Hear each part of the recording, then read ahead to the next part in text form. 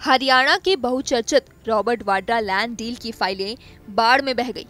जो फाइलें बची भी है वह बेसमेंट में पानी भरने की वजह से पूरी तरह बर्बाद हो चुकी है। इस संबंध में बैंक प्रबंधन ने इस घोटाले की जांच कर रही हरियाणा पुलिस की एसआईटी को रिपोर्ट दी है। इस रिपोर्ट की पुष्टि हरियाणा पुलिस के डीजीपी पीके अग्रवाल ने की है। हालांकि उन्होंने इस संबंध में कोई अन्य जानकारी देने से इनकार किया है। बस इतना कहा है कि बैंक को नोटिस जारी कर पूछा गया है कि कब और किन परिस्थितियों में यह घटना हुई है। आपको बता दें, इस मामले में कांग्रेस की राष्ट्रीय महासचिव प्रियंका गांधी के पति रॉबर्ट वाड्रा के अलावा पूर्व मुख्यमंत्री भूपेंद्र सिंह हुड्डा भी आरोपी हैं। पुलिस सूत्रों के मुताबिक मामले की जांच कर रही हरियाणा पुलिस की एसआईटी ने बैंक को नोटिस जारी कर स्काईलाइट हॉस्पिटैलिटी और स्काईलाइट रियलिटी कंपनी के खातों में हुए ट्रांजैक्शन की डिटेल मांगी थी। पूछा था कि इन दोनों कंपनियों के खातों में कितना और कहां-कहां से फंड आया। इन दोनों ही कंपनियों के निर्देशक रॉबर्ट वाड्रा थे। पुलिस के इस नोटिस के जवाब में बैंक ने एसआईटी को बताया कि वाड्रा से जुड़ी कंपनियों के साल 2009 और 2012 के दस्तावेज बाढ़ की वजह से तबाह हो चुके हैं। साथ ही बताया ये सभी दस्तावेज बेसमेंट में रखे थे और बेसमेंट में पानी भर गया था। बैंक के इस जवाब से जांच टीम भी हैरत में है। इस टीम ने दोबारा बैंक को नोटिस जारी किया है।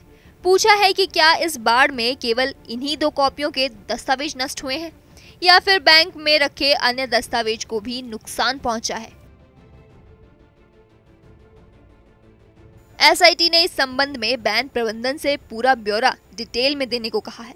साथ ही इस संबंध में पुलिस की ओर से नई दिल्ली स्थित बैंक की न्यू फ्रेंड्स कॉलोनी ब्रांच को बीते 20 जून को ही नोटिस जारी किया गया था। गौरतलब है, साल 2008 में प्रियंका गांधी के पति रॉबर्ट वाड्रा की कंपनी स्काईलाइट हॉस्पिटैलिटी ने गुरुग्राम में मानेसर के पास शिकोहपुर में 3.5 एकड़ जमीन खरीदी थी। इस जमीन के लिए कंपनी ने ओंकारेश्वर प्रॉपर्टी फर्म के साथ ही डील किया था। यह डील फरवरी 2008 में 1.5 करोड़ रुपए में हुई थी। डील के बाद कंपनी ने तत्कालीन भूपेंद्र सिंह हुड्डा सरकार से कमर्शियल लाइसेंस लिया और फिर इसे डीएलएफ को 58 करोड़ रुपए में बेच दिया था।